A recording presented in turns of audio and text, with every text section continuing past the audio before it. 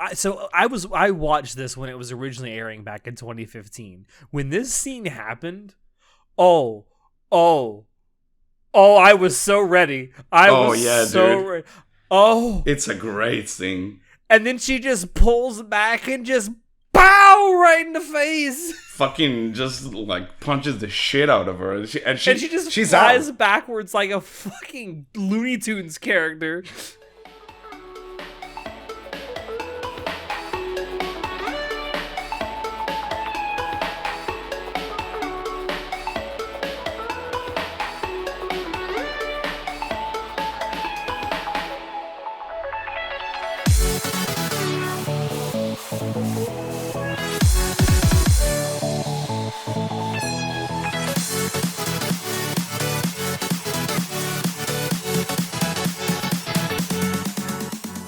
Hello, everyone, and welcome to Anime Club After Dark, the podcast that delves into all things anime, manga, and otaku culture related. I'm your host, Alex, but you can call me Senpai, and joining me tonight, I have our poser extraordinaire, Natai. Oh, no, Mom, I don't want to do math. Like, we're done with high school. Math. Stop. No math, Mom. 1 + 1 = 3, right? What is it? Natai, we've gotten together tonight, and for you, it's in the morning.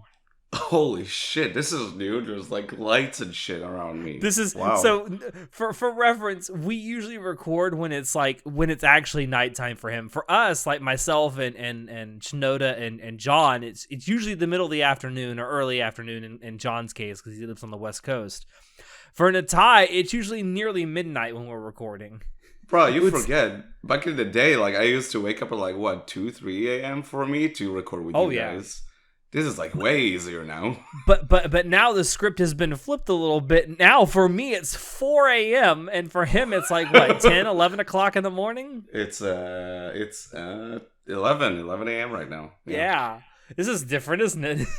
How does it feel like to wake up early or like stay up early for this shit? I mean, I was gonna be up this late anyway, so for me it's no big deal. Fair. But now imagine like take all that fucking tiresome and be like, oh, now I need to talk about Monogatari for like 2 hours straight. I know, but that is what we're talking about tonight. So we're really entering the end game here now, Natai. Yeah. We're almost done. So we are going to be talking about Owari 1. We have decided to split Owari 1 into 2 parts. I know it's going to be a little confusing when we say Owari 1 Part 1, Owari 1 Part 2. But that's how we've decided. It's how we've decided to do it. So we will be talking about the first 7 episodes. Technically 6 episodes, if you really want to get technical about it. So the first 3 arcs of Owari Season 1, there's a lot to cover and a lot to get through. So that's why we decided to split it, because the next episode we'll record will be on one arc that is 6 episodes long, and it's also quite massive. So yeah, it's kind of a beefy arc as well. Yeah. But yeah, so we're going to be talking about Ogi Formula, Sodachi Riddle, and Sodachi Lost, which while these are really presented as 3 different story arcs, really it's just one big story arc. It's very interconnected, yeah. Yeah, it's very interconnected, and it largely revolves around the character of Sodachi. And also Sodachi, we get more Ogi service as well. I love Ogi service. You Those want fucking those gloves, sleeve man. dickings, don't you? No, you fucking degenerate. I was about to gush about, the gloves. You fucking went, dude. I don't know what I was expecting from you. Show me what those gloves do, girl. Disgusting. So Ogi will not approve. Let's talk about the OPs and the ED. So there's only one ED through these episodes. It's Sayonara no Yukue, thank you. By Alisa Takigawa. I love this CD. I really do. It's kind of chill, yeah. As crazy as some of the shit that happens in these episodes is, it's nice to have this like relaxing melody just kind of play out. It's a good ED to like decompress to and just get a feel for like everything that you just watched. Also, the art style, again, I love the sort of like paper mache type of art style of all the characters. I love the, like, it's very limited in animation, but what you get there is so full of character. Like, I love the there's a part of it where you see Ogi, and again, she's with the big sleeves and whatnot, and they're not really animated, just like her hands are just like spinning around, but it's so perfectly but it's so perfectly an Ogi sort of like movement, it's very, very charming. And the song is a bop. I really like this song. It's probably my second favorite ED, right after the Bakemonogatari ED. So like, I love this ED so much. I just don't think anything will ever be as good as that Bakemonogatari ED. I really don't. But this comes close. I love the visuals of it. I love like just like them following Aragi and Sodachi through this like roller coaster ride, and like it's submerged underwater. It's very depressing, but then they get through it. And it's very uplifting. It's great. And also, we got really cool end cards with each episode, which I didn't write them down, but they're all really, really cute, and like I love them all. Yeah. So for the first 2 episodes of this particular arc, we have Ogi Formula. We have Descent Black. Yes. As the OP sung by Ogi herself. It's so trippy. I love this OP so much. So this one and the next one we're going to talk about for Sodachi Riddle, I think are very underrated OPs in the Monogatari fandom. I agree. You very rarely see either of these OPs in people's top 5s, but I don't know if they necessarily are top 5s for me, but I really, really love Descent Black. It's great. It's very, very moody. I love it just like from the get-go, like the music just blasting in your ear, and it's like, and it's very, very trippy, very different from the rest of the OPs we got so far. And then the visuals of like Ogi like falling and fiddling in this weird class, and how by the end like you see that sort of like it's almost like JoJo Part 5, the Requiem, where she just appears in the television reflection as like a detective. Because she always she always like solves mysteries. It's like how she presents herself to everyone else. It's perfect. I love this OP so much. And then the episode or the OP for episodes 3 and 4, Sodachi Riddle, Mathemagics, sung by Sodachi herself. This is another one which it's kind of trippy. I can't imagine what it would be like to see this when you're high. I can attest. So I don't know. You watched this on Crunchyroll, right? Yeah. I watched the Blu-ray version of this, and I didn't realize this until my watch through of it, because this is the first time I've actually watched the Blu-ray version of Owari. So you know how they have everything kind of mirrored in Mathemagics? Mm-hmm. They also do the same thing with the subtitles for the lyrics. Really? I didn't know that. That's really cool. The lyrics on the Blu-ray are also mirrored exactly like the visuals of the OP. That's awesome. Dude, this OP is so... I remember watching this OP back in 2015 when it first came out on a video of talking about like the best OPs of that season or whatever. And like back then I had no knowledge of Monogatari, so I was just looking. I was like, what the fuck am I looking at? That's weird. But now it's like it's one of my favorite OPs. That fucking bass line is so good. Mathemagics is such a good song. But the visuals...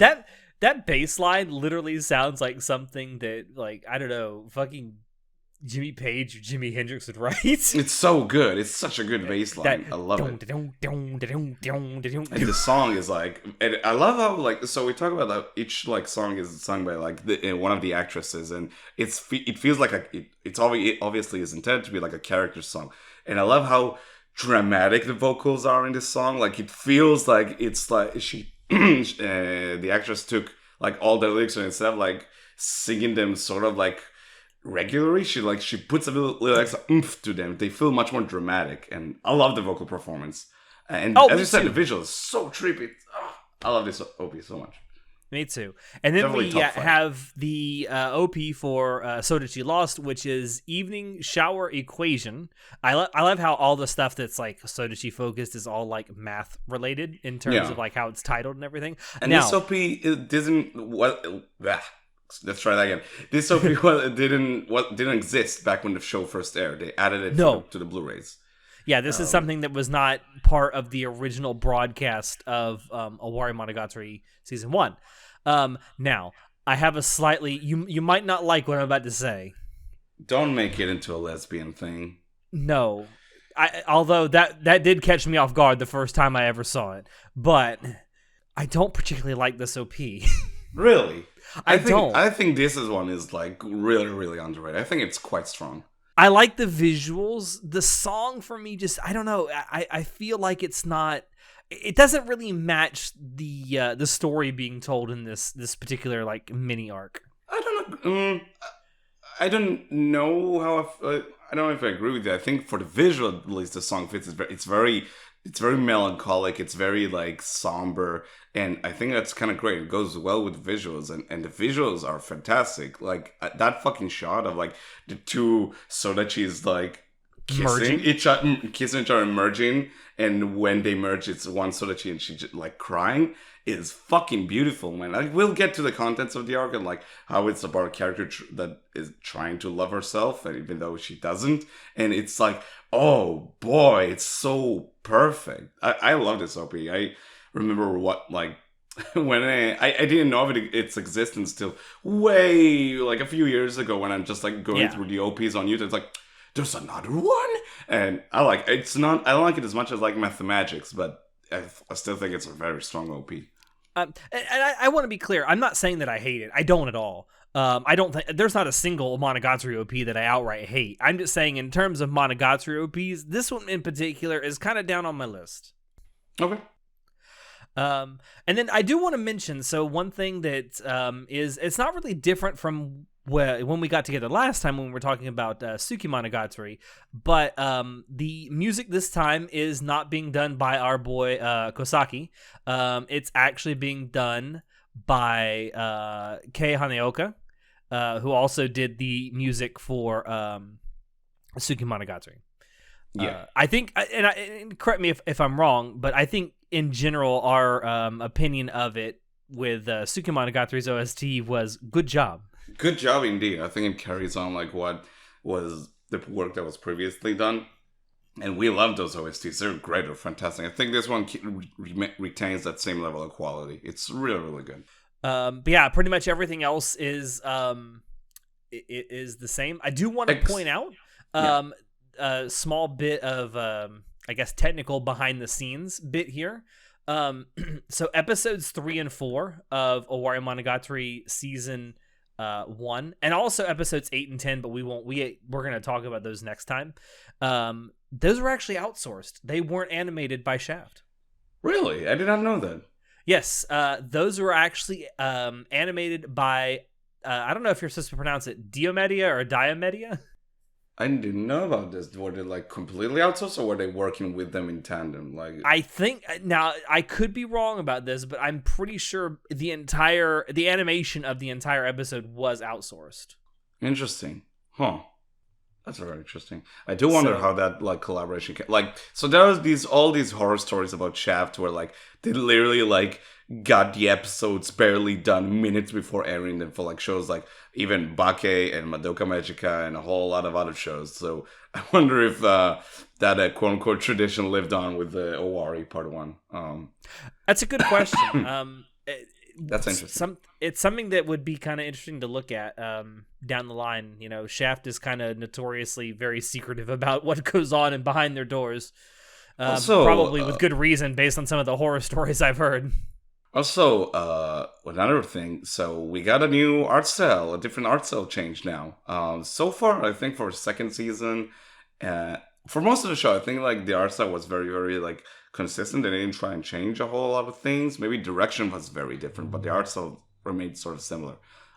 This one is pretty much like, it's a very different art style, even though it looks like, when you compare it, that's when you just start to notice how much different it is. And I think Araki is the best example of it. He looks much more mature in this season compared to the previous ones. I like to point this out, guys. I pointed this out to Natai. It's almost like we're watching him grow as a character too. Who the fuck knew? Fucking character development is a hell of a drug, Natai.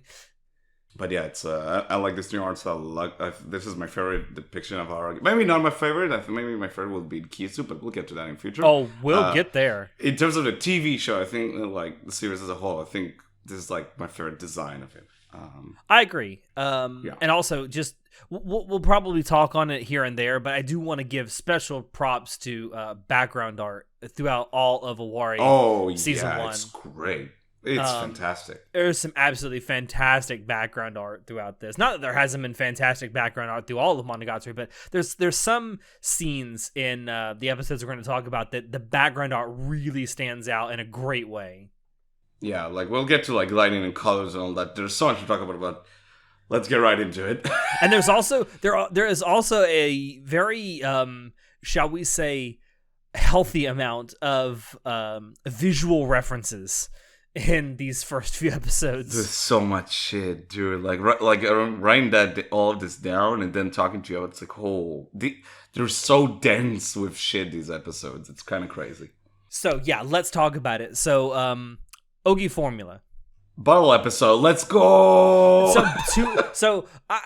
I talked about this with you after I was done watching it. On paper, and I think with any other story written by anybody else, this concept would not work. It is 2 straight episodes, where it is basically just 2 characters locked inside of a room talking to each other about something that happened in one of the people's past. That's it. That's all it is. But it's How so does this work? Dense. I don't know. It's so dense. It's full of so much character, and the interaction, like, and we talked about the visuals. The visuals are so fucking good in this double episode. Like, it's really trippy. Like, so we'll I like get how to the it, classroom literally looks like something out of the Matrix. Yeah, definitely. And the colors change all the time. It almost feels like JoJo every now and then because the colors just shift so dramatically every now and then, and you get so much like visual storytelling that's in the background. That's great. Like, we'll get to it again, but not even the interaction between Ogi and Araragi, but the physical interaction between the two is so fucking cool to watch, because you're so basically, as you said, so Ogi and Araragi, it starts at the beginning of October, and Araragi and Ogi are like trapped in this weird classroom for some reason. October, so we're jumping back from when we last saw this show. So this is prior to the events of Nadeko and Medusa, if we look at the whole timeline. So we're jumping back in time. This is just prior to the events of Nadeko and Medusa. Yeah, and I remember when I first watched it, I had so much fucking reservations about it. It's like, really? We're gonna go back in time? But we just finished this arc with Nadeko, and we're in the future now. It's like, why would I want to go? I was so fucking worried when I first watched it, but I'm glad I kept going because it's such a good payoff. But anyway, so apparently Ogi and Ara get locked in this classroom. How did they get there, Alex? It's funny you asked that. Ogi, being the I guess nerdy little fucker she is, was like drawing fucking pictures of how the layouts of all the classrooms are at the school, and it's like, hey, wait a minute, something seems kind of fishy here. Let's go check it out. And she was, this is the same day, by the way, that she's introduced to Araragi for the first time by Kanbaru. Because, of course, Kanbaru likes girls, so I guess that's her new habit of just introducing them to Araragi. Ogi is like, hey, I'm Ogi Yoshino, I'm Meme's niece. It's like, sus. Okay. All right. And anyway, she pretty much talks about, this classroom shouldn't be there. That's very odd. And that triggers Araragi because, with all the oddities that he's been dealing with. So they go to that classroom that shouldn't be there, and they're locked inside. And that's the beginning of this fucking bottle episode, and I love it so much. And then there's so many like clues that are hidden around the classroom that point to actually why they're supposed to be there. Like the clock is stopped at a few minutes before 6, which is like when everyone is supposed to leave the school, or at least like the end of like overtime for school, like supplementary hours. Yeah. And what else? There's the fucking date is written on the board as July 15th, even though it's the middle of October. And Araragi notices when he goes and sits in takes one of the seats in the class that there's something in the drawer. It's his old notebook from 2 years ago. So apparently, so I want to point out something. So Ogi just tells him to go sit down, and he just allegedly randomly sits. And I'm thinking to myself, if I were presented with an empty classroom full of desks and seats, and someone just told me to sit down, how would I choose where to sit? I don't think you consciously choose. You just go somewhere and just sit there. It's a very subconscious thing. I think that too. But this is Monogatari. Nothing happens by accident here. And apparently just took that same seat he took 2 years ago in the class, which is like, okay, weird. And then Ogi and Ari just start going at it. It's like, okay, what is this all about? What's this about? Oh shit, I forgot to mention the introduction to this double episode about Euler's identity. Yes, Euler, excuse me. Euler, I never remember. Euler identity. So like, just to set the stage, totally forgot about this. So pretty much Aragi talks about like Euler's identity, how it's like a very beautiful math equation. Which it is. I'm dumb. I don't know math, so I couldn't relate. Euler's identity is like one of those beautifully simplistic math problems. Like it makes you wonder, like, was there really a grand design behind all this shit? I've had a very hard time relating to that. Like, it's a very interesting subject, but like, I'm too dumb to figure it out, honestly. Basically, Euler's identity for there's more to it than what I'm about to say, but it basically demonstrates a fundamental relationship between three, or I should say, a profound relationship between three fundamental numbers in mathematics. That aren't otherwise related, by the way. So also you can apply it to some characters in this arc. Interesting. Kind of, yes. But it is generally regarded as one of the most beautiful mathematical equations ever. Interesting. So yeah, that was the old introduction, and then Aragi sort of reminisce about one character who was related to that equation, and that anyway. So when he notices that date on the board, July 15th, he remembers that on July 15th, 2 years ago. He was quote unquote put on trial for something, and Ogi was like sort of like that piques her interest because she knows for some reason that Aragi used to be quite different before he met Hanekawa. And how the fuck she knows this, I don't know. Interesting. And she calls back to one phrase that is used in Kizu a lot, and it's basically Aragi used to say, I don't need friends. If I make friends, my strength as a human decreases. Now, Daring Owari does so many callbacks to stuff that happens in Kizu that the first time I watched the show, I watched Kizu after Owari Part 1, which is what which if you're an anime-only watcher or if you've already seen Kizu, like, you know what's coming. But if you haven't, you're really confused. Yeah, there's like it adds much more mystery to Kizu as a thing, but like looking at it now, like without knowing the entire picture, I think like watching Kizu, like let's say in a novel order, as it's watching right after Bake, does make it much more palatable to like get all this information. Because if you haven't watched Kizu, this is new information, so it's like, oh, okay. Yeah, it's been hinted at some of the things before that happens in Kizu, but it's never really been like discussed very deeply.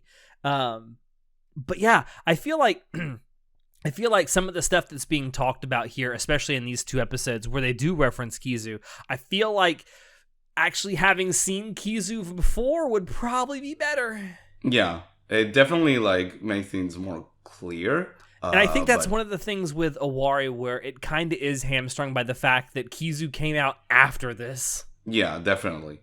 But like, if you have watched Kizu, it's a very weird thing to call back to because it literally hasn't been mentioned for a very long time. Yeah, for sure. Also, quick shout out to the fucking, again, visual storytelling. I love like the small details, like Ogi drawing like on the board. Is like that one moment where she draws both her and Aragi under the same umbrella, which that's a weird thing to draw, Ogi. And I wonder if this could mean something later. And I love the the fucking visual. It ramps up quite later in the episode. The visual of her sort of like circling Aragi and sort of like a snake sort of contorting herself around his body. It's like, while she's questioning him, it's like... I literally, the first time I saw this, like, are they gonna fuck? God damn it, why do you feel... Literally the only character with no sex appeal in the show, and you're like, oh, they're gonna fuck? How dare you say Ogi has no sex appeal? God damn it. um, no, like no, you're right though. You're right though.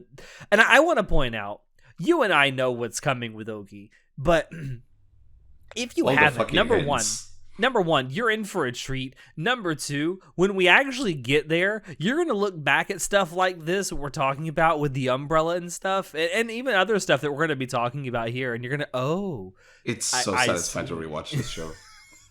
It's great. But yeah, so basically, Ogi calls back to that sort of like mindset he had before meeting Hanekawa, and she's like, is this trial why you sort of like acted like that? So like why you became such a loner type of dude and just like stopped like having interactions? And basically that's when Aragi is like, I guess I'll tell you what happened 2 years ago.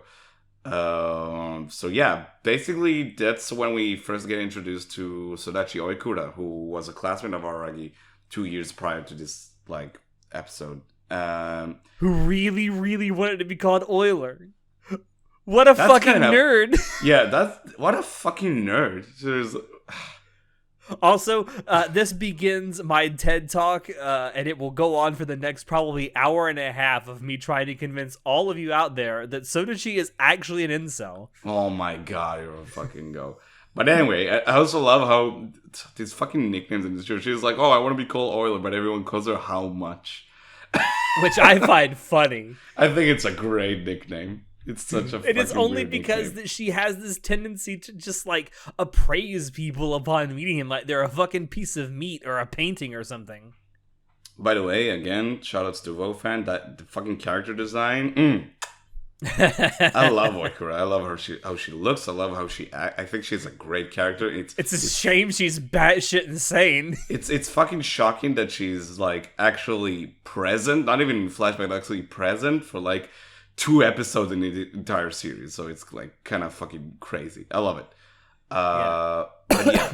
So on July 15th, apparently Sodachi held this a class assembly that happened after the classroom hours, so like supplementary hours or so. Araki didn't know about this because of course he didn't. And basically, this is back when his head was like in the clouds, like. But this is prior to him being such a loner guy. It was like he wasn't that like disconnected from like everyone around him. But basically, she held a class assembly after school hours because someone allegedly leaked the answers of the math exams they had. I see someone's been playing chess. Oh, what is that? Anyway. No, I don't know what it is. Like, this is about cheating, right? I don't know what is going on in the world right now, but it seems like every professional sport and like activity and whatever has some kind of cheating scandal going on right now. It's fucking wild, dude.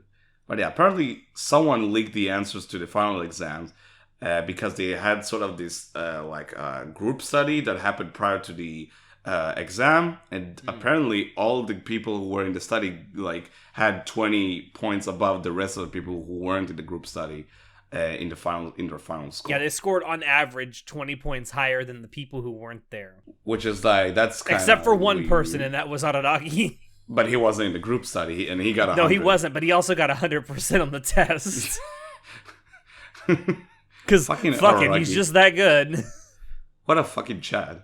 So yeah, Aragi was said to be like the guy who was like running this assembly because he wasn't part of the group, but he got 100.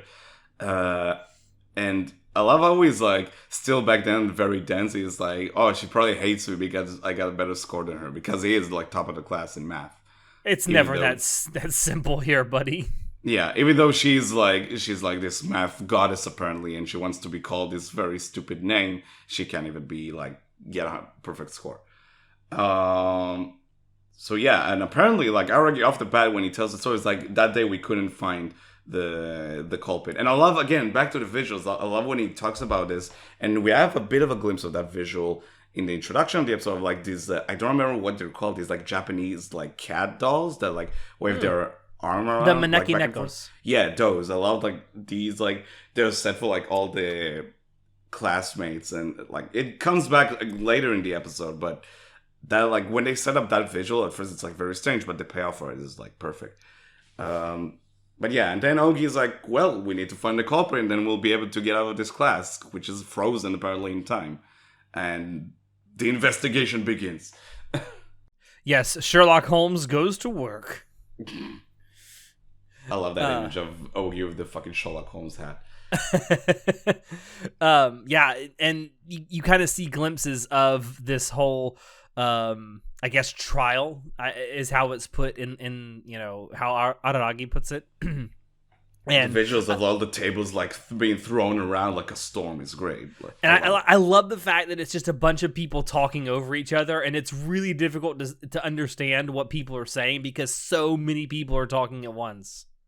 Yeah, again, that fucking visual of like the storm, how it's like the classes like breaking down. Like it's interesting. Every now and then, Monogatari will like sort of look at that sort of dynamic of a classroom. Like remember back in Nadeko Medusa when there was a big emphasis on the classroom dynamic. How it's like in that classroom, like people weren't for each other. It was a very, very destructive type of place. And now we get something a bit similar, but it's like there's this obsession with finding who is the culprit. And then after hours and hours of going over, people are like, fuck this shit. Like, why are we even doing this? And even Aragi is like, maybe it's time to call it off. Maybe we need to stop this. And so that she doesn't take that for an answer. She's like, fine, fuck this shit. We'll do it live. let's do a majority vote. Who thinks about who the culprit is? And I love that moment in which she's the only one who votes for Aragi, and she's like, what? She half expected all the rest of the class to vote for him. I feel like the people in this class probably thought he was too fucking naive to cheat. Yeah, and also like it makes sense. Like he wasn't part of the group assembly, but you just hated him that much for reasons that are still like beyond Aragi. Except for him, it's like, oh, I got better score than her, maybe. And nah. I don't remember specifically, but I don't think it's every single other member of the class or that assembly voted for Sodachi, but it was a big majority. It was a big majority, and then you have that visual of like the entire class that is like these cats like raising their hand in vote for Sodachi. It almost makes it look like the entire class is voting for her, and that's such a fucking shocking event for Aragi because like he talks about how and we'll get to it later, his like parents and how he was raised, but like he had this very strong sense of justice, right? Calling back to Karen and Tsuki with their weird sense of justice, but he also has one. And how that sort of like fucked him up because majority decide this is right and now this is right, even though it's kind of fucked, it's not the truth. And that sort of like shatters his worldview and just makes him back off from like connecting to other people and like society in general and just being like more of a loner person. And just being like, I don't need this. I don't need this to like fucking change my beliefs and my sense of justice. There's a specific line that Koyomi says, and I sent it to you, and I just said Koyomi gets red pilled. It's after he has this, when he's talking about this, he says, I came to realize that truth can be mass produced like toy cars. The right number of people establishes what is true and just. The majority can manufacture justice. I just see that and I'm like, fuck, he's based. Yeah, that's like, whoa. when he says that, like you can feel how much he fucking, it shatters him, right? It's like that's not how it should work, but it's like people majority voted, so it's like that's it. It's like, whoa, okay. Yeah, it's a great realization. It's a great like reveal. Also just the lighting in that scene where we're shown this the classroom they're in, it's all these like flashing colors and lights and shit, and then all of a sudden all the color goes away when he says this, and it's just really black and white out, pretty much. Yeah, again, like the fucking color usage in this episode is fantastic. I love how washed out it is sometimes, as you said. Yeah, it's great. And like even back to the visual of like when he's reminded of it, where he's like drowning that sort of like sorrow and like depression sort of. It's like, because it hits you how much of like a fucking event this is for him, how much of a shifting, this is like the shifting point for Aragi before like before we even knew him, he was at this very low point because and of this event that they're talking about is pre-Kizu.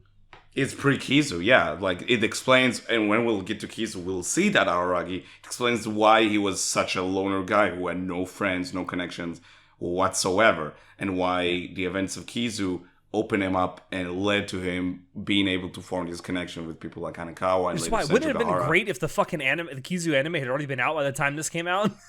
I mean, now we have all of the anime, so like they're all of the adaptation, right? So you can like now, thankfully now you can watch Kizu right after Bake, and you get that context. So it definitely like makes this much more powerful. It's like, oh, that's why it was like that, right? Because the Araragi we see in Kizu at the beginning is very different from the Araragi we get nowadays. It's great. But anyway, so Ogi basically turns to him after that and says, well, that's a great story, but we still haven't figured out who the fucking perpetrator is, and I think that's how we're supposed to get out of here. And then she breaks the fourth wall again. Oh, she didn't break the fourth wall. She fucking shatters it. It's great.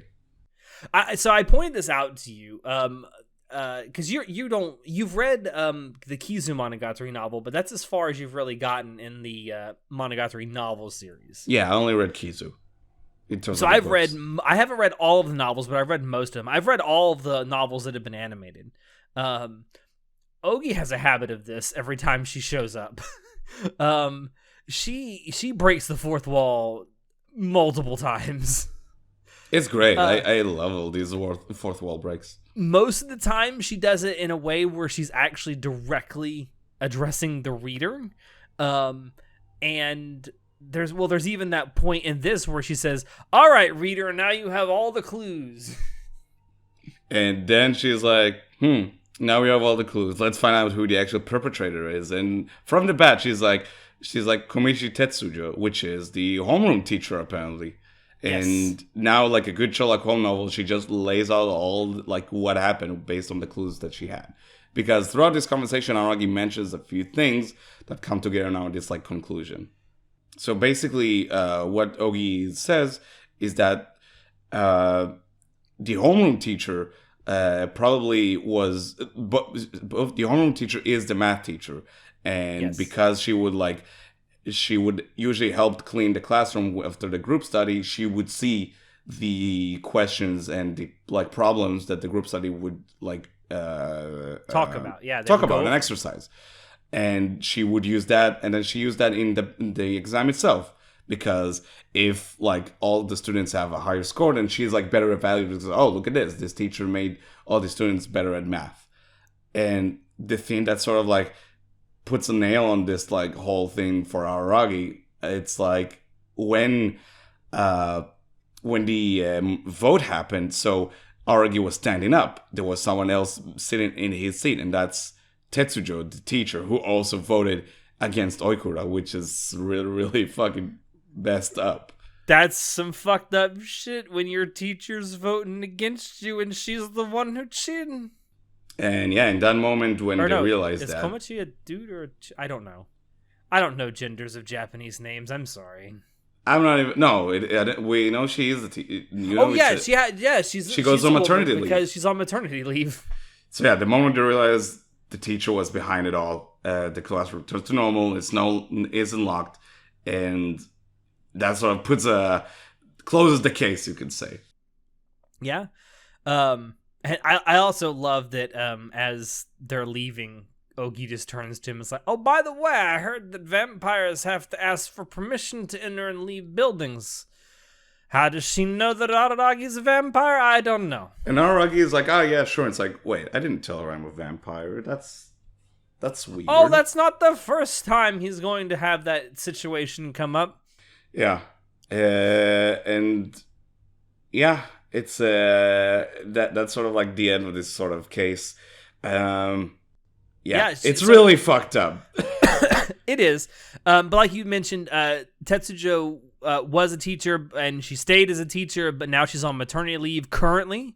And then as Koyomi's kind of leaving, he runs into Hanekawa, and she's like, bro, listen to me. You don't want to go in that room. My queen. Queen. Listen, When someone tells you not to go into a room, what's the first thing you want to do? Of course, Araki is like, oh, that'd be. This will be fine. It'll be fine. And then, oh my god, this person we've just done stuff for is now here in front of him. So yeah, apparently on the same day that the teacher went on maternity leave, Oikura returned to school after 2 years of being absent. What a fascinating coincidence. Such a good way to close out this arc. I love this arc so fucking much. Again, great bottle episode. We get so much interaction between Ogi and Araki. Also sets the tone for the rest of the season with using more characters to explore different sides of Araki, and it's a pattern we'll see again and again. It's a pattern you'll see throughout both Owari season 1 and 2. Honestly, it's a pattern we'll see again and again till the end of the show, the entire anime by now. Yeah, and it's great. For sure. I love how much this season will delve into Araki as much as the rest of the characters. Man, we're 40 minutes into this. We've talked about 2 episodes. All right, let's go. Oh my god. All right, episode 3 is where we start. Sodachi lost. Sodachi Riddle. Yeah. Sodachi Riddle. Sodachi Lost is the last one we're going to talk about. But Sodachi Riddle. So we get the... I want to talk about this scene because there's a lot you can say about it. I just sum it up with 2 words. Catfight.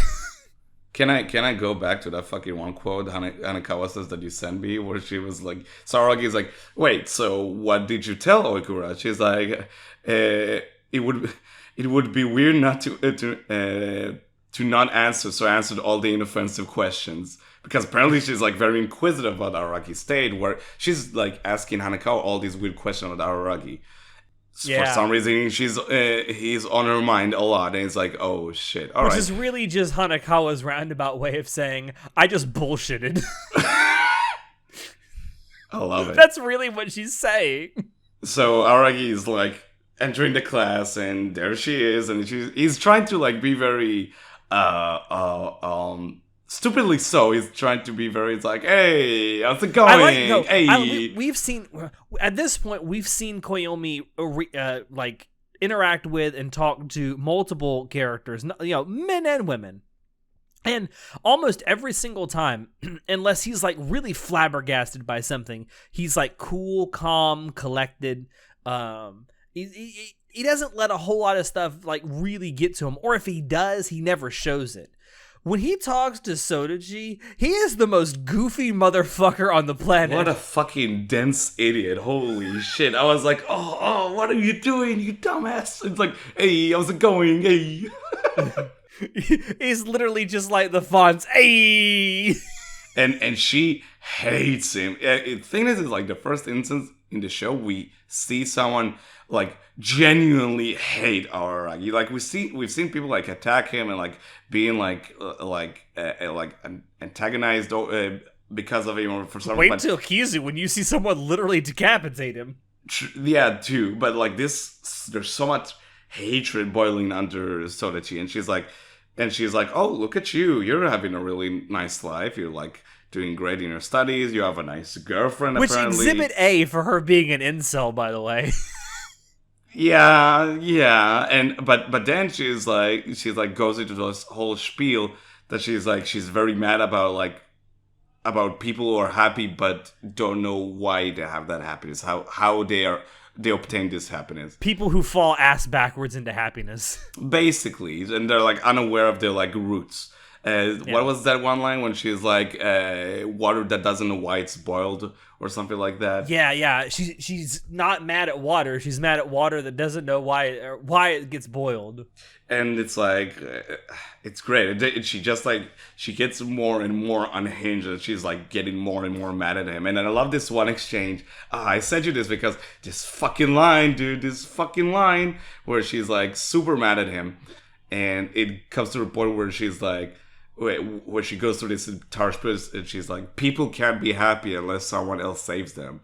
It's like, that fucking line. Then Araki surprisingly like answer her, and he's like, listen, things like people saving themselves on their own never happen, which is rich coming from him. I mean, it kind of makes sense because is like he's a person who tries to save people all the time. That was a fucking lie. It's like it's kind of interesting how he sort of agrees with like people don't save themselves; they rely on others. Really, really interesting of him to like be like which that. Koyomi wishes that were so. And then she becomes more and more unhinged to the point where he's like trying to help her, and she's like pushes him back. It's like, don't touch me, and grabs a pen and just stabs him in the hand. And then, reveal of reveals, standing behind him is fucking Senjo Gahara. Yes. And she's like, bitch, I don't do that shit anymore, but I'm the only one that gets to stab my man with stationery. Which leads to one of my favorite scenes in the whole show, which leads to my point why Owari, both season 1 and 2, are some of the best shit in Monogatari ever. I love how we get so many scenes of different characters interacting with each other that are not Araragi. This scene is fucking great. You have Senju Gahara entering the scene. I love Hanekawa like trying to drag her back, like, no, don't do this, don't do this. She's not even just she's comically dragging her back too. Yeah, but Senju Gahara doesn't give it. She's just moving forward, and Hanekawa is on the floor. It's like, no, please stop it. And then you have the confrontation between Senju Gahara and Oiko, and she's like, yeah, don't do that. And Sorachi is like, she's like, oh, that's cute. Oh, you're dating. Oh, wow, that's really cute. Well, don't you remember that I was also like there for you when you were sick? Don't you remember like I was there for you as well in the past? And Itagi is like, well, like I know you're there for me, but like Aragi is like, is not the person you're trying to pay him out to be. Like, he's not this, like, that. He's not, she's, like, trying to, like, argue that Aragi is not, this, like, this evil being that, so that she thinks he is. And she's having none of it. Yeah, and so that she just, like, fucking slaps Gahara in the face. And when this I watched this when it was originally airing back in 2015. When this scene happened, I was so ready. Ready. Oh. It's a great thing. And then she just pulls back and just pow right in the face. Fucking just like punches the shit out of her. And she just flies backwards like a fucking Looney Tunes character. And Oikura is out. She's out. And then I love how Itagi is like, well, Aragi, I can expect you to take care of the rest. And she's like faints. Pretends to faint. Oh my god. I love that scene so much. And yeah, you make a good point. It's characters who are interacting with each other that aren't interacting with Araragi, even though he's around. So he is able to see the results of this, and he doesn't intervene. I love it. It's one of my favorite scenes, and I just love when more characters interact with each other. And now all of this just happens, and it's like in a flashback, because the actual beginning of the episode is Ogi and Aragi like talking about several things, and Aragi is like, and they're going to the public school, and it's basically Aragi told Ogi why he's currently at that middle school where he is currently. Also, congrats to you for actually writing down the name of the middle school. That is some gobbledygook I'm never going to be able to say. I try my best. Let me try this. Nana Yakuichi? Nana Yakuichi? I don't fucking know, dude. Sounds like shit that cat Hanekawa would say, dude. I don't know. No, that's an exercise for some other time. But anyway, so apparently he told all of this to Ogi, and that's sort of like all like Oikuro coming back prompted him to go back to the public school to investigate some things. And jogs his memory. And he finds his old locker, and inside the locker he finds an envelope. Now, do you want to go ahead? This should immediately be not only for us as people watching, but for Araragi, which he just, like the dense motherfucker he is, it's like, something from middle school. As fucking audience members, our alarm bell should be going off. Why is this still here? Yeah, it's very weird. But when he finds the envelope, he finds something inside. So, Alex, would you care to talk about the Monty Hall problem? Oh, listen, I love talking about this. It's one of my favorite issues in statistical analysis. The Monty Hall problem is a very, very famous statistical analysis issue and probability puzzle. So it comes from the American television game show Let's Make a Deal. Basically, the whole thing is you're given 3 doors, A, B, and C in this case. And behind 2 of the doors is like a shitty prize. And in most of the examples, it'll be like a goat. And then behind... Why is it always a goat? God damn it. Well, either way, you win. Fuck you. And then behind one of the doors is something like really desirable, like a boatload of money or a car or something that you really, really want. And so at the beginning of this, the contestant has said, hey, choose a door. You choose a door. And then the host of the game show will open one of the doors that has a goat behind it. Say, hey, this one is not the winner. But hey, I'll give you a chance to switch your choice. You can choose one of the other ones, or the other one that you didn't choose. Now, as counterintuitive as it may sound, if you're ever up against an issue like this, you should always switch your choice, because I know it doesn't make a whole lot of sense, like in your mind, but more often than not, if you switch after being given a choice, when one choice has been eliminated, you will win at least 65% of the time.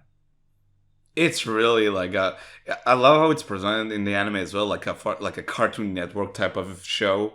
I love that style that they use for like presenting that and explaining how that problem works. I like how it's a reference within a reference within a reference. By the way, so yeah. So Let's Make a Deal. It's Monty. It's named after Monty Hall, the original host of Let's Make a Deal.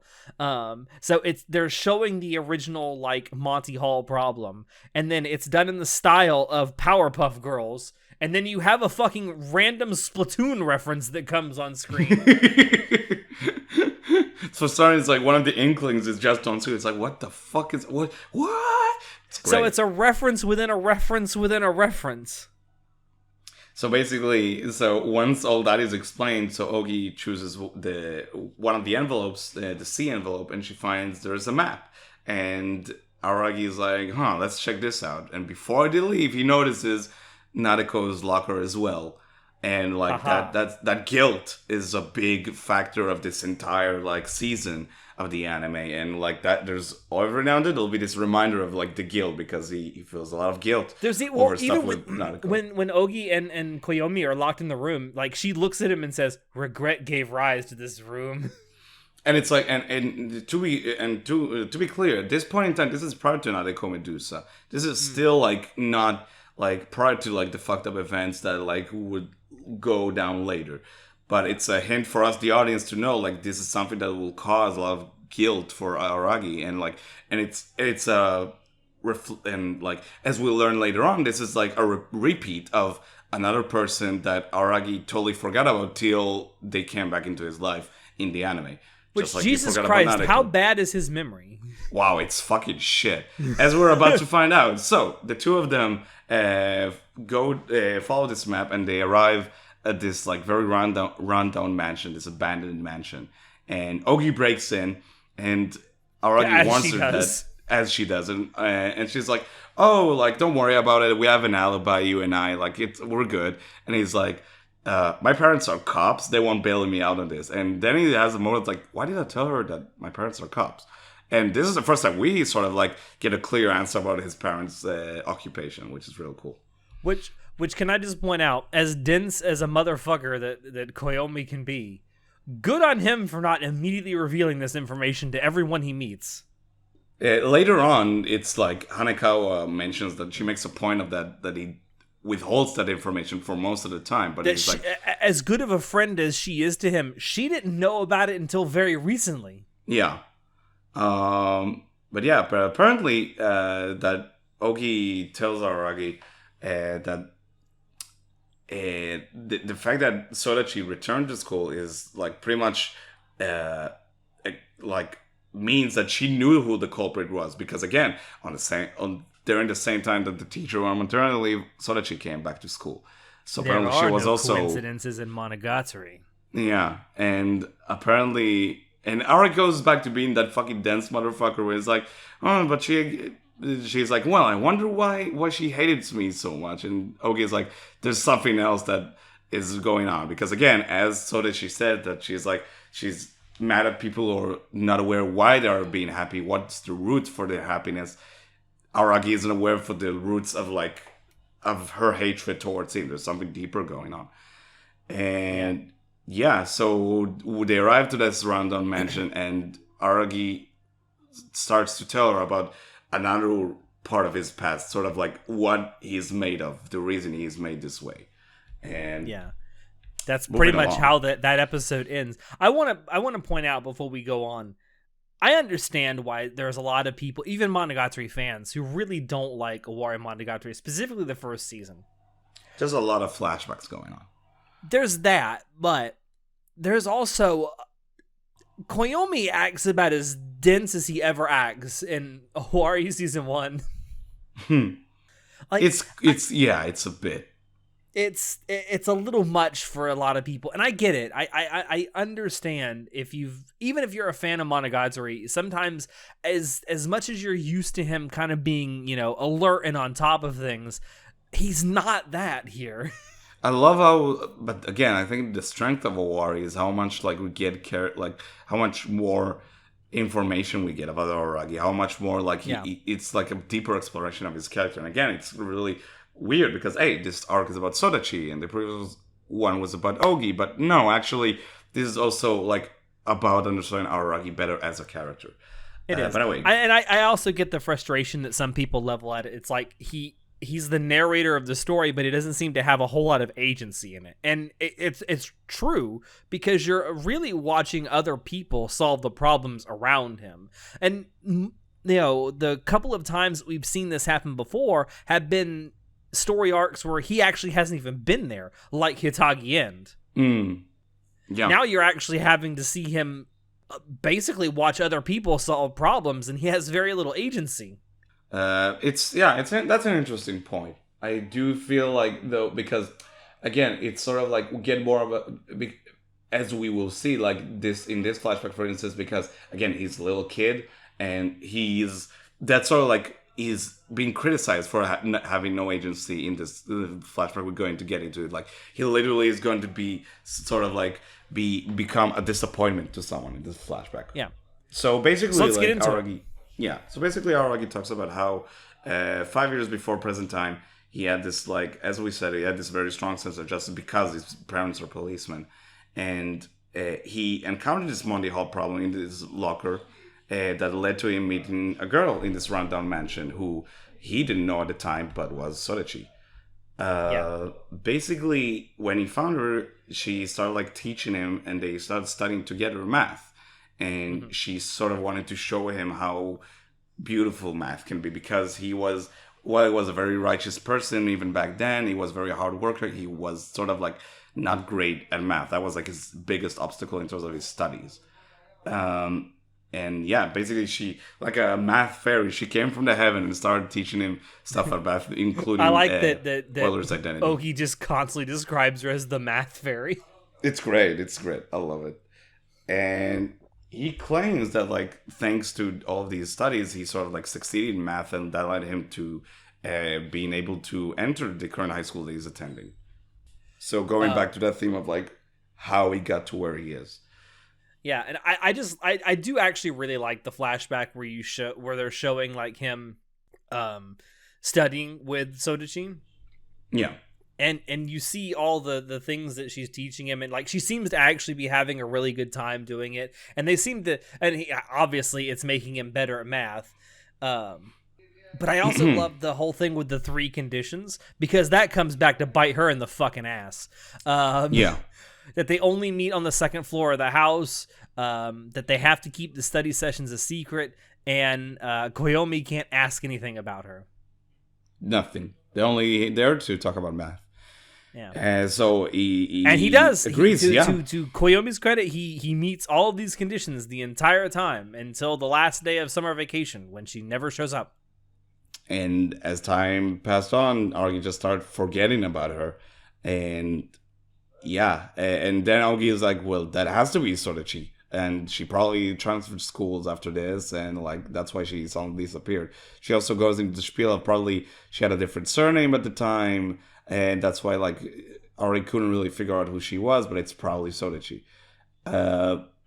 But it's interesting how, like, again, it goes back to like Aragi is like thinking about like how Sodachi is like, you just like she hates how people just don't realize why they are happy. They're like, oh, they just like fall into their happiness, as you said, and like Aragi sort of gets it. It's like, oh, thanks to her, I entered this high school. I was better at math, and that led to the person I was today. Yeah, it's like it sort of like dawns on him, this realization. I also like, so as this goes on, and of course Ogi is egging him on throughout this whole thing. She eggs the him realization on of why she put those three conditions out there. It was a cry for fucking help, and he never got it.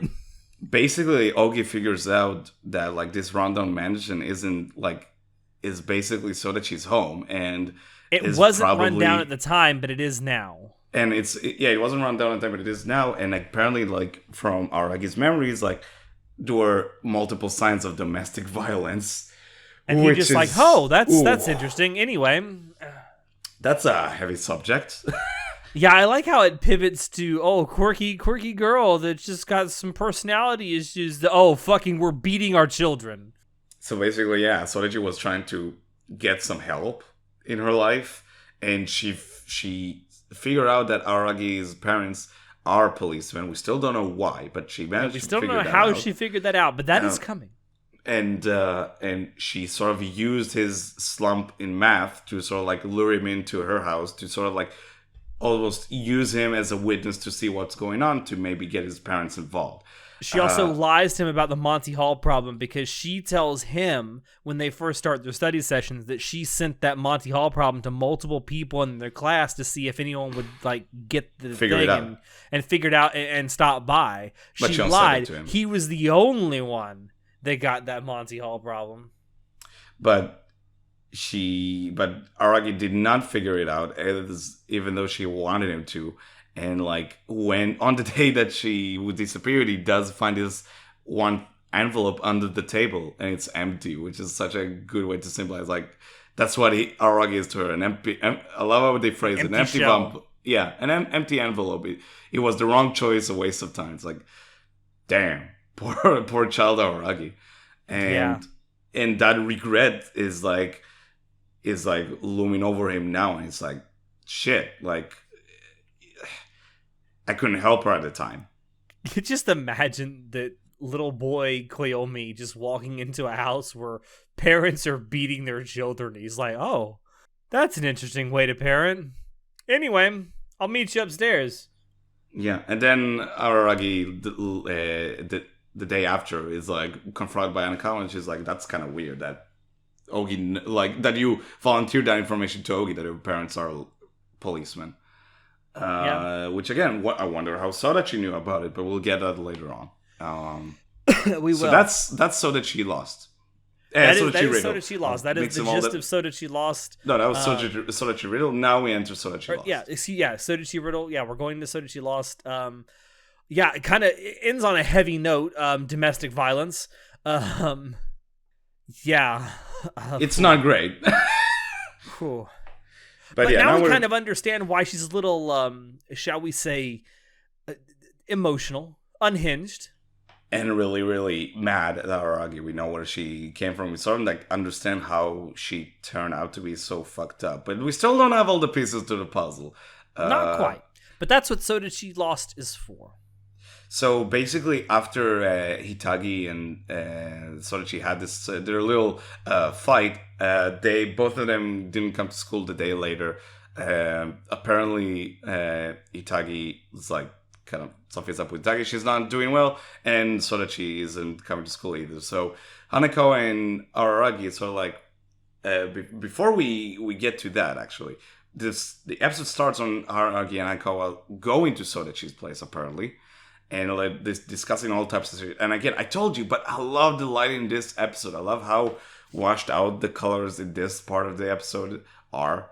It looks like a summer day, even though it's October. It looks kind of like almost I mentioned sketch-like. to you, it's almost like everything is like almost 10% out of focus. Yeah, and the background seem like almost they're like pictures taken of like real place. It's like, and then maybe like drawn over almost.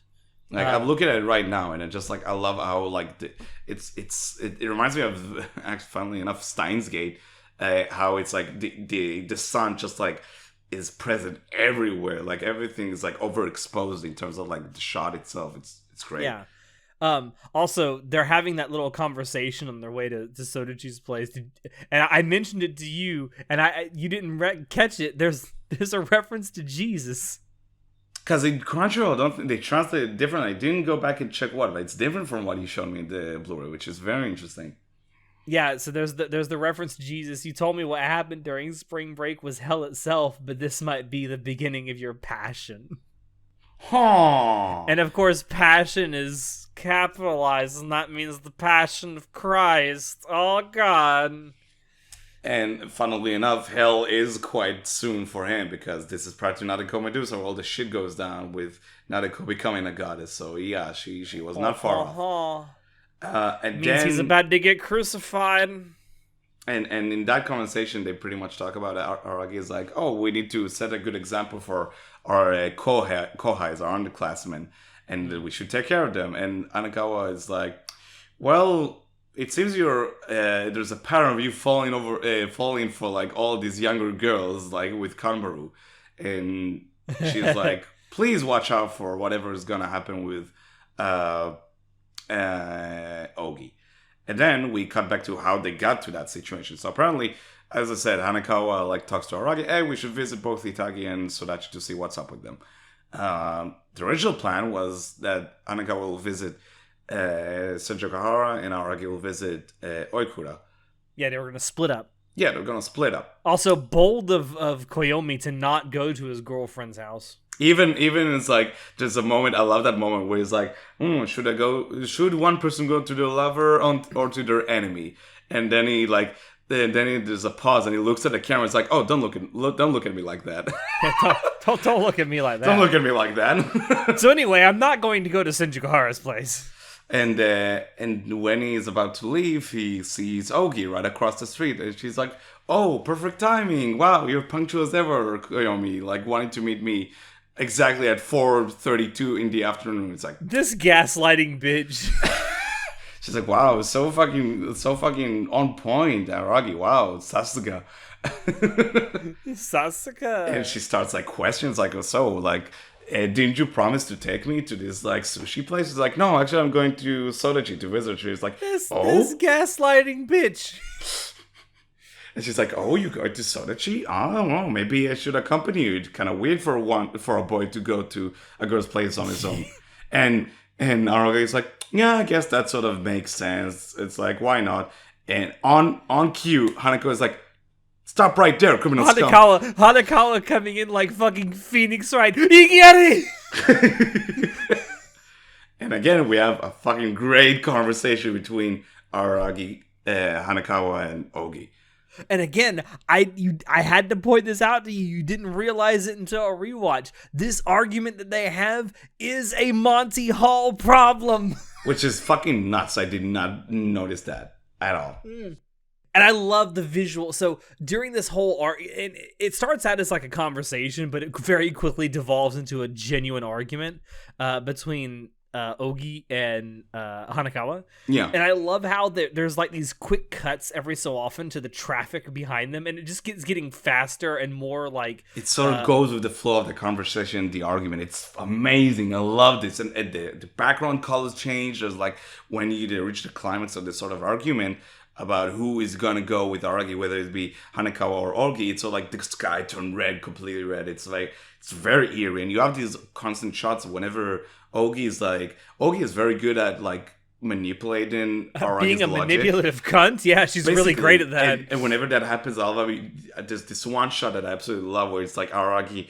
like next to this wall, and on the wall you see the shadow of Ogi like looming over him, and she's like, well, actually it would make more sense if I go over with you, because thanks to me you realize what happened with Sodachi, so yeah, like I can figure it out way better than Hanakawa. And I love how she's like, there's this moment where she's like, even you feel that way, don't you, Araki? That Hanako is like past her prime or something like that. Which is and that's the point when I originally watched this. I thought, oh, are we getting another chick fight? Oh, please. And then like there's like it's and then Hanako, and then Ogi is like, let's put it this way: you decide who goes with you, and whoever you pick, like that's the end of it. They're gonna go with you to Oikura, and then and Araki is about to say, okay, maybe I'll go with Ogi, and then Hanako is like, if you let me come with you, I'll let you touch my breast, and Araki is like. Done. And then no, it does. There's no line. There's not even line. It just cuts back to it's present. It's just a quick cut back to where they fucking were. And then Araki is like, "Oh, don't look at me. It's not like I because Aragi's breast that and not because Hanakawa's breast that I picked her. It's because her determination that I chose her." Yeah, right. You motherfucker.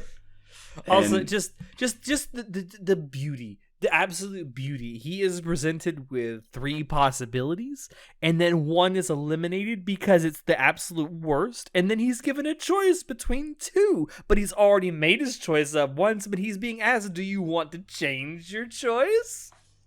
It's great. It's I didn't pick up on that. Problem.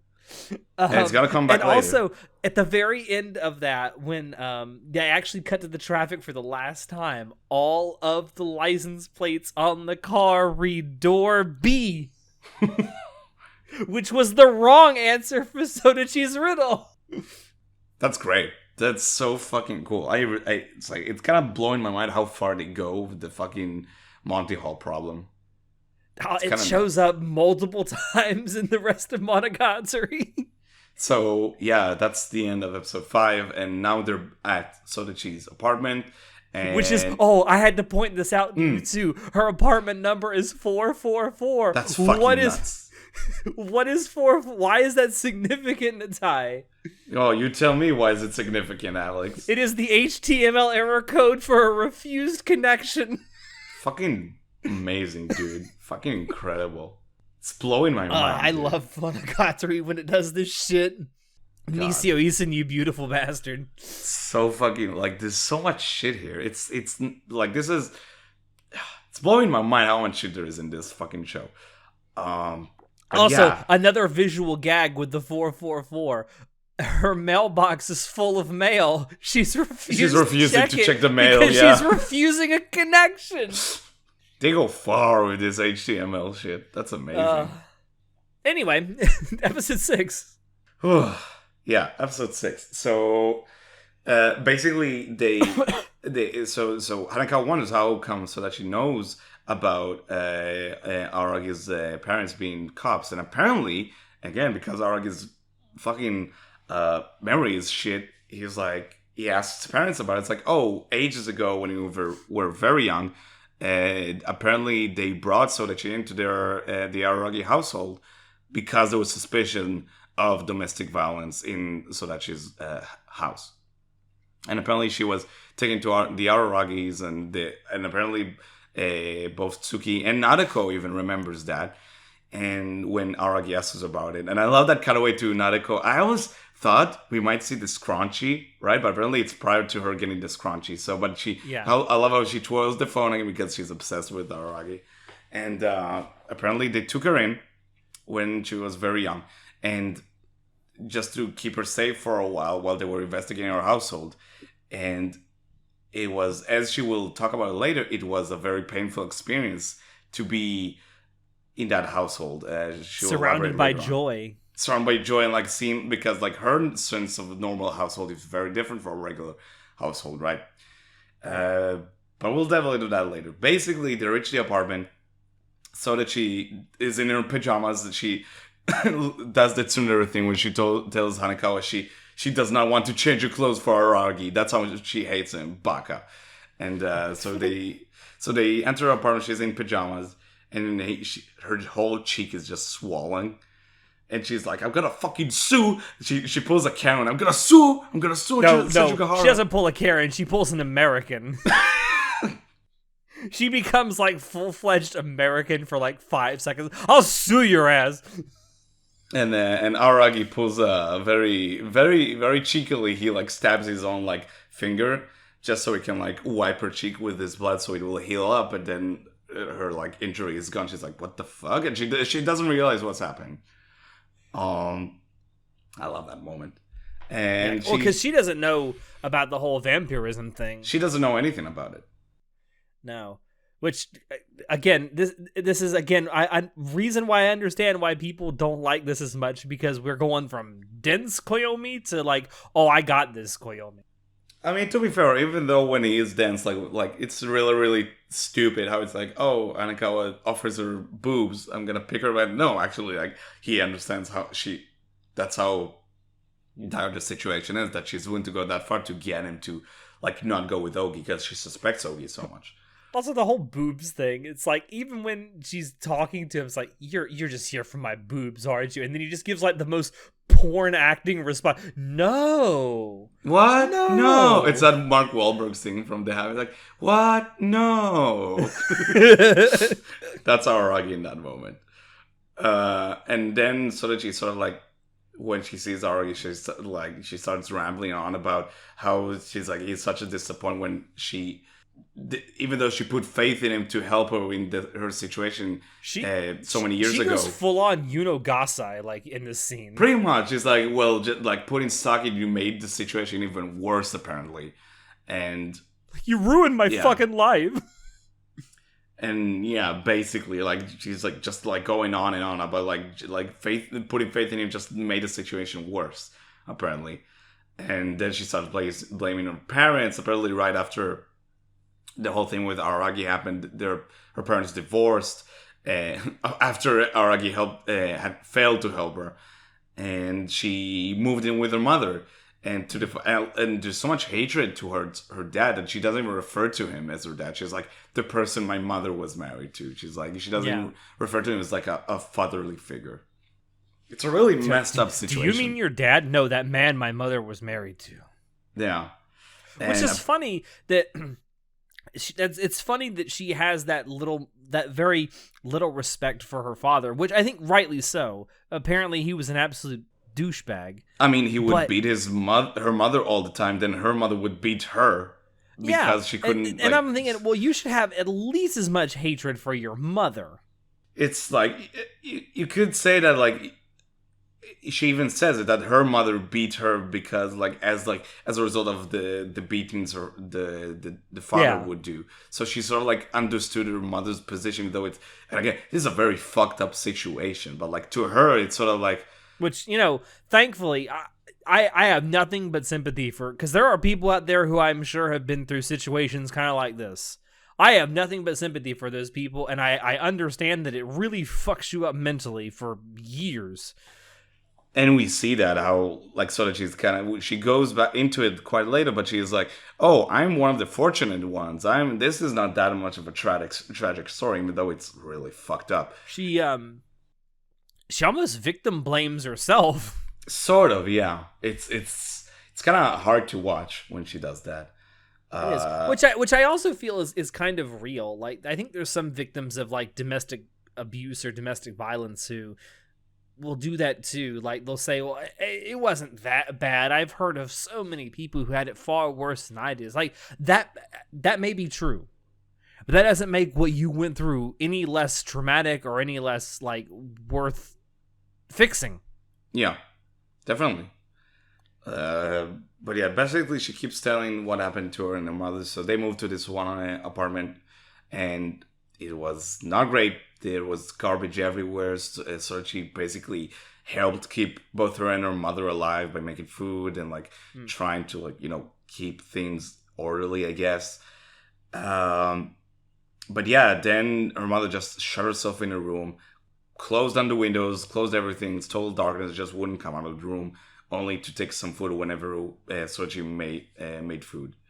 And they only managed to survive because they got money from welfare, from, like, social welfare, apparently.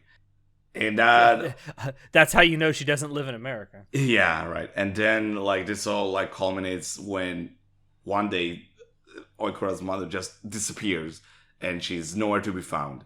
Even though the room was locked, apparently, but when Soji entered the room, and the windows are boarded up, no one was inside.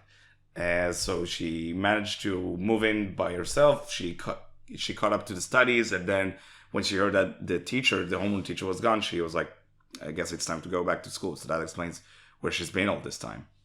And she goes, and then she doubles down. It's like, this isn't a tragic story. Other people are having way harsher time than me. And she's like, everything's okay. You guys can like leave me alone. It's fine.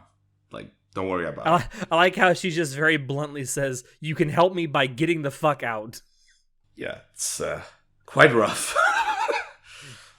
And I even Koyomi's like, hey, you know, just because there's no happiness that crushes others out there. Like she mentions that, like, happiness is like something like a crushing force. Like, no, bitch, you don't understand what happiness is. Because she's reminded that the Aragi household, she was like, this happiness is too much for me. She was like, that's not how things should be. Yeah, because her day-to-day life was fucking domestic violence, domestic abuse. It's like her brain doesn't understand how like a home can be so warm and happy and full of light. And she's like, if I would ever get that much of happiness, it would crush me. I wouldn't be able to like survive. And Ari is like, that's not how it works, dude. It's like, it doesn't have to be this way. But before she basically kicks them out of her apartment, she asked both Hanakawa and Koyomi to look for her mother who disappeared. And she is willing to apologize to Itagi about what happened before. Yeah, she both will come back to school and apologize to Itagi about like hitting her. And that's how episode 6 really just ends. And then we reach the final episode of this arc, and boy, is it a doozy. Yeah, it's, again, one of my favorite interactions are coming up. Where was I going? Yeah, so basically they're like outside of her apartment, Hanakawa and Aragi trying to figure out what's going on. And of course, Spooky Oogie shows up. Spooky Oogie. They wonder where her mother is, if like the room was locked. This whole mystery begins. And then Ogi starts shit talking. I love it. She's like, if I was with Aragi, I could have like I could have figured out this mystery by now. I could have done this. If Hanakawa, you were in your prime, you could have figured it out. It's literally a 4chan shit poster. I swear to God. Pretty much. And she starts like, if Hanakawa was in her prime, she would have figured it out already. And she's like, and she starts telling Aragi, if you tell me you'll abandon Hanakawa and you like stay with me all the time, I will tell you the answer to the mystery. And she's like starts prodding him again. We have another Monty Hall situation where she gives him 3 options what to do.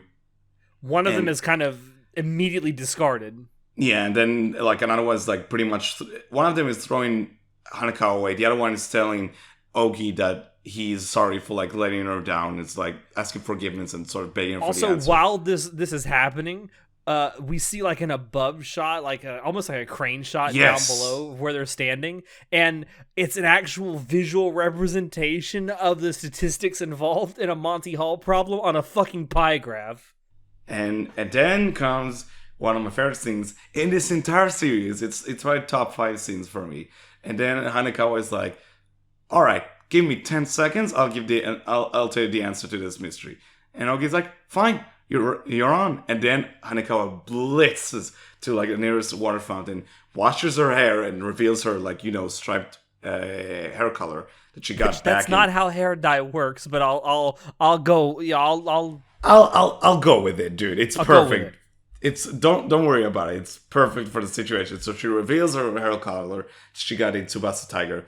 And then she just sits down, drenched, and just thinking. And right on the 10-second mark, she's like, I got it. I have the answer. And she's like, oh no.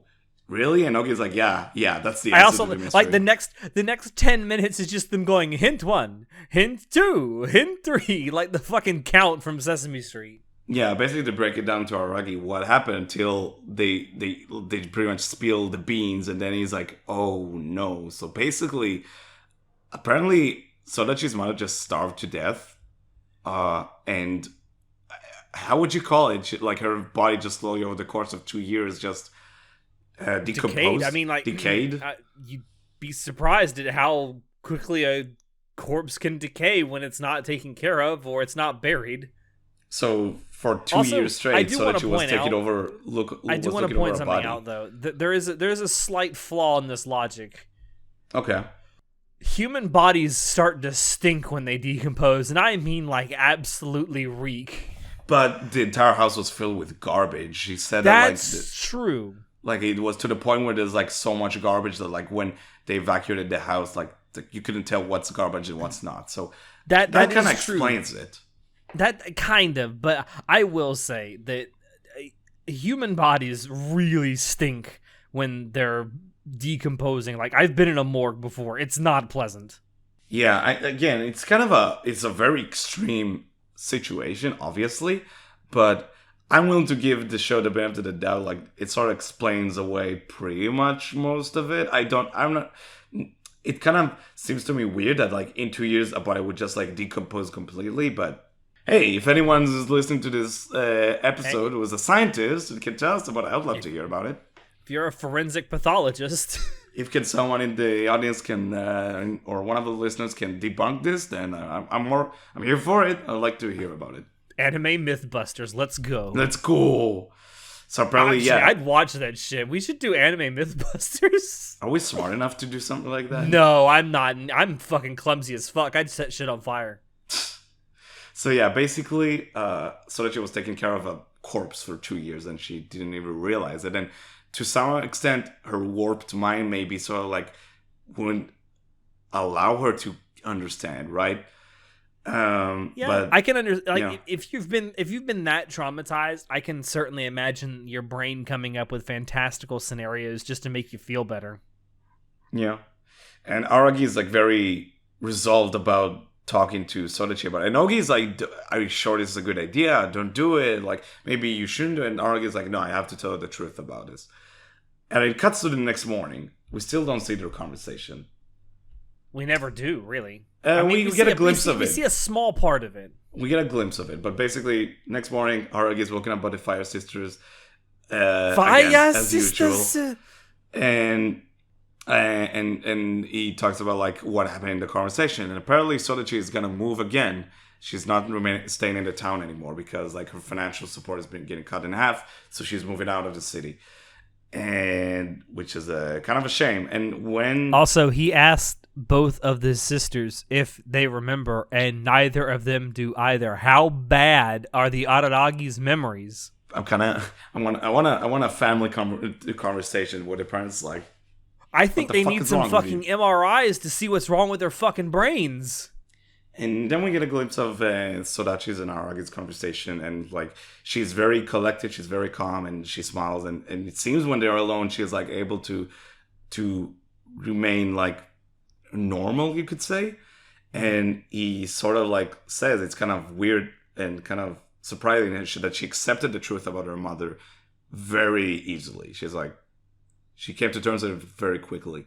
And that's like the end of Oikura's story for the show. Like she's transferred and we don't see her again, which is like, I'm really sad about it. I really like her character. It's kind of strange how much of an impact she had in like 2-3 episodes. Yeah, I'm trying to think if there's any other character in Monogatari that we've met so far that's kind of like that, where we really only see them for a couple episodes and like they're never in the story again.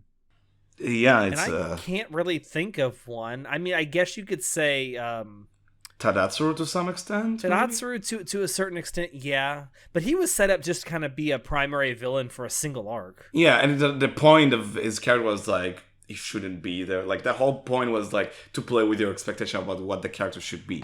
Whereas Sodachi is like very much a big factor of like how Aragi managed to get to this point in his life. So it's kind of a different story. I can't think of another character, at least that we've seen thus far, that fits this bill. Yeah, I would say episode, but I've seen Kizu. Yeah, we'll get to episode, but anyway, and then so then cuts to Aragi going back to school. And on his way, he sees Ogi on a bicycle. I remember when we've seen that. Oh man, I remember this bicycle. I remember this bicycle. And she's on a bicycle, and she's like, well, I guess, and she's like, I guess I lost this battle, but this isn't gonna happen again. She's being very weird about how she phrases And it. Like this, very coy, very coy, very coy. And she's like, oh, I'm looking for a lost child, and she's like this, and she's like, it's almost like comically villainous how she says, like, next time it won't be as smooth. Next time it won't be an easy win. I'll get you next time, He-Man. Pretty much. And as we know, no, Nadeko lost her shit and it didn't go as smooth like it did this time. No. And when Araki arrives at school, Hankawa tells him, oh, I'm gonna file for a leave of absence. Because apparently she's gonna go see the world, apparently. Yeah. Which we got a glimpse of that. We've heard something about that, haven't we? We heard something about it. We got a glimpse of that in Hitagi-en when she met Kaiki. Apparently that's around that time. So apparently she's filing to leave, and she warns Aragi about Ogi. She's like, watch out for her. I don't think something's up with Oshino's niece. And he even tells her, hey, if you do find Oshino, like, ask him about his niece. She's like, okay. She's kind of hesitant about it. So finally, for this arc and this recording, Aragi goes to the class and he sees under his desk there's a note, there's an envelope.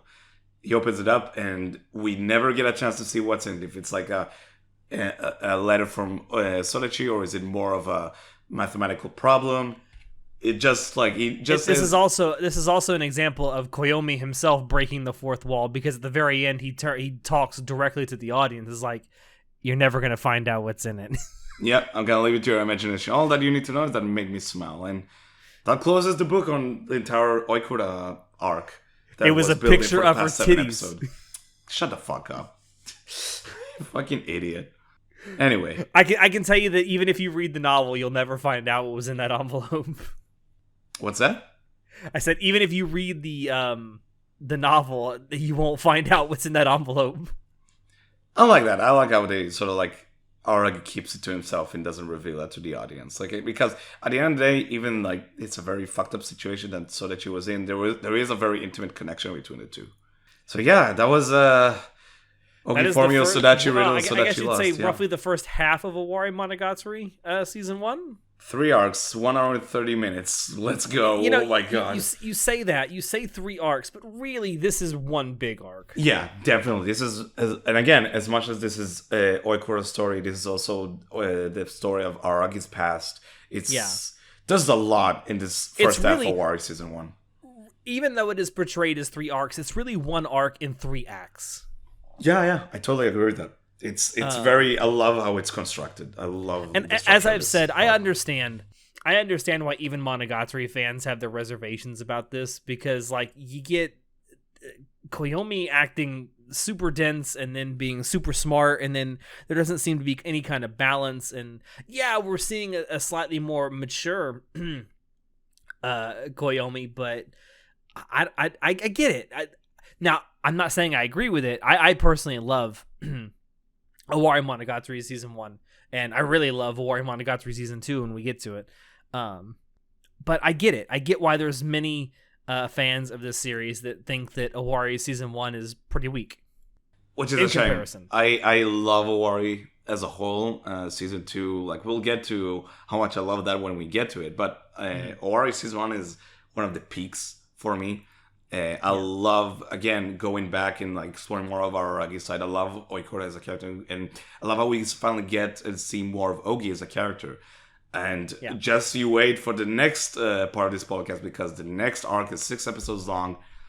Shinobu Mail is gonna be massive. It is great. It's a very shall we say heavy arc.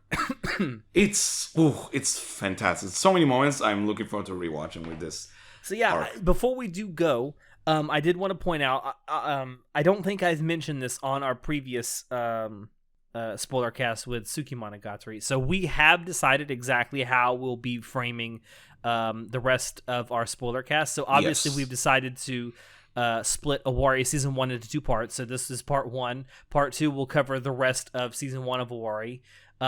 After that, we're going to do Kizumonogatari, and we've decided to do all 3 films in one Spoilercast, which that'll be great for everyone involved, I'm sure. Yeah. Let's go.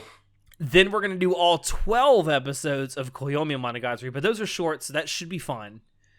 Then we're going to do all... how many episodes are in 7. Owari Season 2?